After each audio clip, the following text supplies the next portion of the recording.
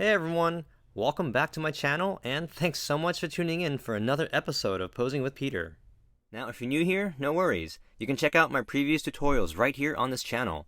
But in today's episode, we'll be going over how to pose one of the best figures to ever come from Hot Toys in my opinion, and that's Justice League Batman. Now, similar to previous episodes, we'll be starting things off nice and slow at first while we go over safety tips and best practices, but we'll ramp up the editing as we progress throughout the video. And if the pace is too slow, feel free to use the timestamps in the description box below. Now, as usual, I'm not sponsored by any company for this video. These figures are from my own personal collection, so while I do hope to inspire you to pose your figures, please do so very carefully and at your own risk. With that being said, let's get on with the show. Alright, so here we have Batman in a pretty standard out-of-the-box pose, and I just gotta say how incredible this figure is. I mean, I wasn't even planning on getting this figure to begin with, but thanks to early reviews by Ryan, Justin, Lucky from Unreal Toys, and a few others, it was just too good to pass up, so shout out to you guys.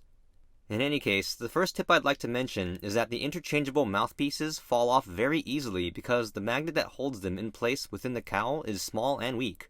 Now, they could be damaged if dropped too many times, so be careful when moving Batman's head. Additionally, the suit has elongated patches on the arms and knees that can bunch up and crease pretty badly if posed incorrectly. Not to worry though, we'll go over this extensively once we get to the posing. And lastly, like all Batman figures, you want to be very careful when handling the gauntlets. The spikes are very sharp and could cut you or the cape if mishandled, so please be careful. Now that's pretty much it for the main safety tips. There are a few more, but we'll cover those when we get to them. And so, without further ado, let's get on with the posing. Alright, and so to start things off nice and easy, our first pose here is a semi-neutral one of Bruce casually holding his cowl.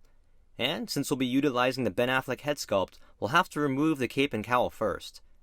Now, for another safety tip, when removing the cowl from the body, be sure to unfold the cape first so that it doesn't get snagged. And to do so, simply hold the cape down with one hand while pulling the cowl directly up with your other hand.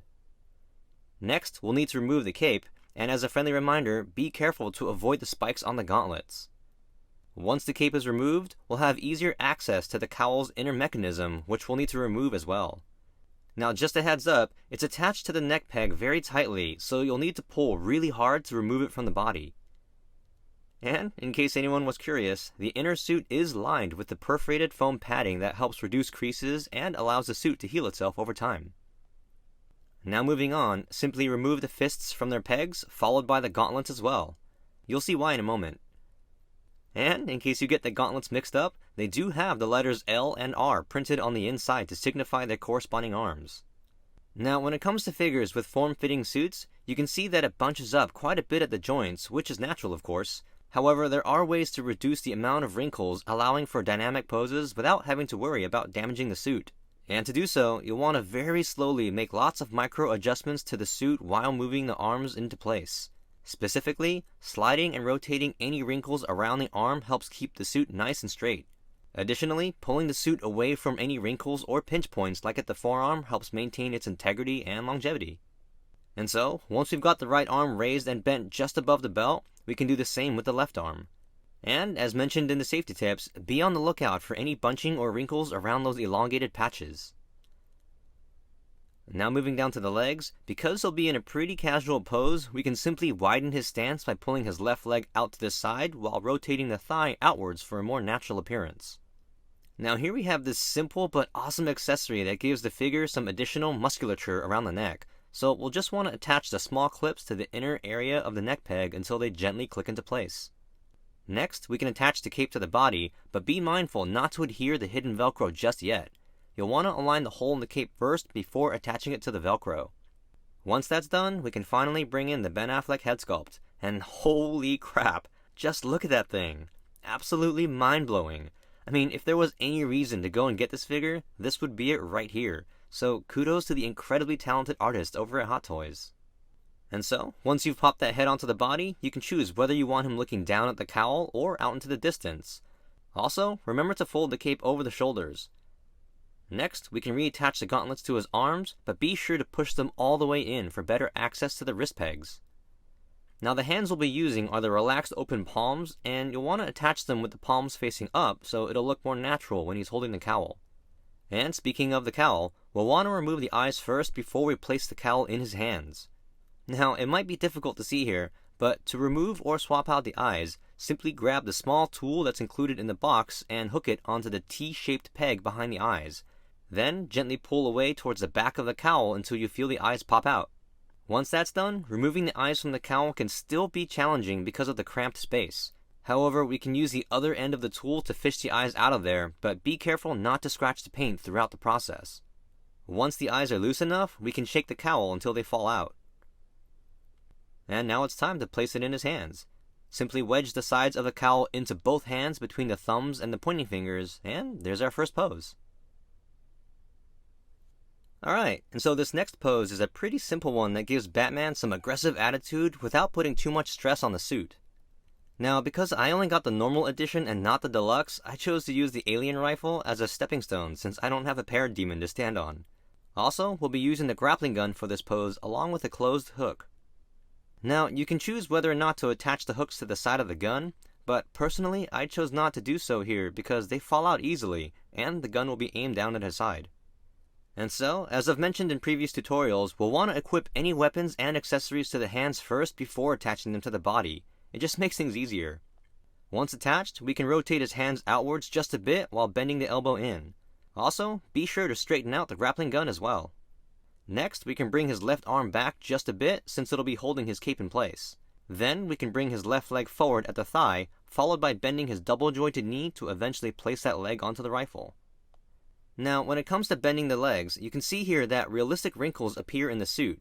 However, as mentioned previously, simply adjusting the suit allows it to straighten out, therefore minimizing the amount of creases or wrinkles at these tension points. But once that's dialed in, we can place him on the table and begin fine-tuning the details, like making him hunch even lower for a more aggressive look. Also, if you haven't already done so, remember to insert the closed hook into the barrel of the grappling gun. And lastly, we can tilt his head down and to the left, but be mindful of the gap this creates around the cowl. To hide that, simply fold the cape over the cowl, then have some fun with the cape until you land on a look that you like. And there you have it. Alright, so these next few poses will be a little more action-oriented, and because they all utilize the same fundamentals, we'll just build directly into each new pose rather than resetting the figure back to normal. Now, although we've already got the appropriate hands and accessories equipped, personally, I prefer removing all the loose items because it's much easier to pose the body and manipulate the suit for these action poses. And so, once the figure is looking pretty bare bones, we can begin working on the fundamentals by bringing the left arm up. And, as previously mentioned, be mindful to pull any wrinkles away from those elongated patches. With a pose like this, it's impossible to remove all the wrinkles, but at least we can minimize them. Now, we may have a dilemma when posing the right arm this way. As you can see, rotating the bicep to face up maintains anatomical accuracy, but at the cost of having a wrinkled suit. So, if you prefer to minimize the amount of wrinkles, simply raise the right arm up while carefully straightening out the suit along the way. It might not look right, but at least it preserves the suit. Now personally, I don't mind having a few creases or wrinkles on my figures, but I know this is a genuine concern for a lot of people, so I thought I'd demonstrate this technique to give fellow collectors more options when posing. As I always like to say, it all boils down to personal preference. I should probably put that on a t-shirt. But in any case, we can now move on to bending the legs. And for this pose, we'll really want to pull those legs apart, but be mindful not to tear the seam at the groin. If you're not sure how far it can go, simply place your thumb at the seam while maneuvering the legs apart until you feel some tension pulling on the suit. Also, remember to bend the left knee about 45 degrees while slightly bending the right knee to about half that. Then, simply place them on the table and remember to flatten the boots for better balance. Once we've got the fundamentals dialed in, we can begin reattaching all the accessories like the gauntlets, hands, and cape. Now, before we attach the cowl, we'll want to swap out the normal eyes for the ones that are looking to the right. Then, once you've got them slotted into the cowl, we can attach it to his body, and remember to fold the cape over the raised edges. Next, you can choose which mouthpiece to install, but I went with the slightly open mouth for this one. Additionally, you can choose which grappling hook to use, and I opted for the mid-firing one that has the squiggly cable line. And lastly, just spend some time messing around with the cape, and there's our first action pose. Alright, so now we're diving into some close quarter combat poses that were directly inspired by that insane warehouse fight in BVS. Now, this pose may look a bit awkward, and that's because I had to squeeze 3 dynamic figures onto the small rotating base. Also, I don't currently have any kit-bashed criminals, so Bucky and Deadpool were my temporary stand-ins. However, feel free to use any figures from your own collection, as long as you're having fun. Now, as previously mentioned, the editing will ramp up moving forward as we go straight into building this pose based off the last one, because they share a lot of similarities. However, we will be switching out both hands for the closed fists eventually. And so, as usual, we'll want to remove the hands and gauntlets first to have more control over the suit. Then, simply bend the right forearm up to about 90 degrees while keeping the sleeve away from the pinch point at the forearm. Next, we can reattach the gauntlet and the fist, followed by the same with the other arm.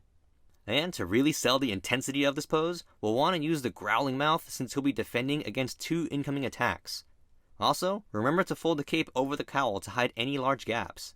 Then we can lower his right arm and chin just a bit, and that's pretty much it for Batman. Now, for the sake of duration, I decided not to film the parts where I maneuver Bucky and Deadpool into their poses. However, with the magic of editing and a simple snap of my fingers, reality can be whatever I want. Alright, now this one was also inspired by the warehouse fight when Batman jumps over a wooden crate and straight up slams the dude by his face while doing so. Now, just a heads up, because it's a mid-action aerial pose, it's gonna get a bit technical as it requires a balancing act for both figures. And so, the accessories we'll be using are the right open palm, along with the grappling gun on the left hand. And, just like last time, we'll want to remove all the loose items to have more control over the suit and the figure. Now, I've mentioned this in previous videos when posing Spider-Man and Flash, but when it comes to bending the knees pretty aggressively, we'll want to be careful to flatten out any wrinkles behind the joint so it doesn't get pinched or sliced. Next, we'll want to bring that right leg in at the thigh pretty aggressively, and as usual, you can choose to allow realistic wrinkles or reduce them by slowly rotating the thigh within the suit. Also, be sure to point his boots out to imply his aerial momentum. And, in case you were wondering, the ankle joints can slide back and forth to allow for a wider range of motion. But, once that's done, we can bring his left arm up into firing position while also being mindful to clear any wrinkles around the elongated patches. Then we can reattach the gauntlets along with the aforementioned hands. Now, when it comes to the head, we can keep the growling mouthpiece, but we'll want to swap out the eyes for the left ones. Next, simply reattach the cape and cowl, but don't spend too much time tweaking the cape just yet. And now that we've got the pose pretty much dialed in, it's time to bring in the base. Now, this here is a generic dynamic stand that you can get online at places like 1/6 Kit, TNS Figures, or even eBay. But in terms of placement, we'll want to attach the clamp around Batman's thigh and then lower him to your desired height. Then we can simply use the cape to hide parts of the clamp, followed by readjusting his chin and firing arm as needed. Now that's pretty much it for Batman, so now we can bring in our resident stand-in DP. And because he'll be grabbed by his face, we'll want to tilt his head back while raising both forearms up to about 90 degrees. Then we can move his right arm behind Batman's to hold him up while he leans back. And lastly, feel free to attach any grappling hook of your choosing to the gun. And there's our pose. Alright, now our final pose for this video is a little bit easier than the last few, but is definitely more iconic in my opinion, and that's the classic Batarang throw. Now for this pose, we'll be using 2 Batarangs along with the right hand that's specifically sculpted to wield them. And so, once again, we'll want to attach the accessories to the hand first by carefully sliding them under his thumb. Whether you equip one at a time or both at the same time is up to you, but they are a bit sharp, so please be careful. And for the left hand, we'll be using the relaxed open palm.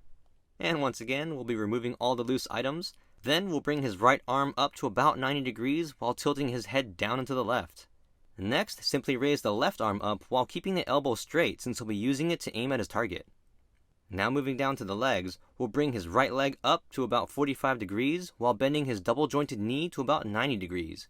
Meanwhile, we can pull his left leg out quite a bit, but we'll only bend the left knee in maybe 1 or 2 clicks. Then we can place him on the table to find his center of balance.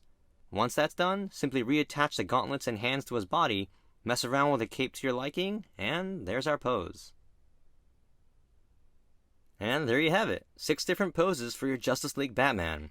Now, I really hope you found this posing tutorial helpful. I had a lot of fun making it, so I can only hope you enjoyed it just as much.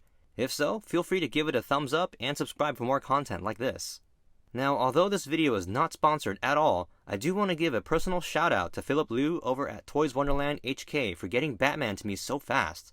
Now, this was my first time shopping with him, and although it would have been less expensive for me to buy it from Sideshow, his speedy service was worth every penny in my opinion. I mean, I ordered this on a whim on a late Saturday night, and it was at my doorstep 6 days later with an absurd amount of protective packaging. So, kudos to Philip and his team over at Toys Wonderland HK.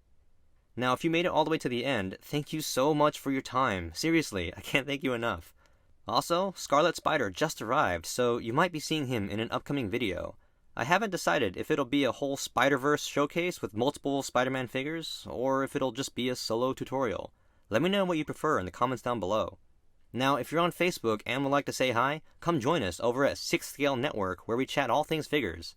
As usual, links are down below. Thanks again for watching, and we'll see you in the next video.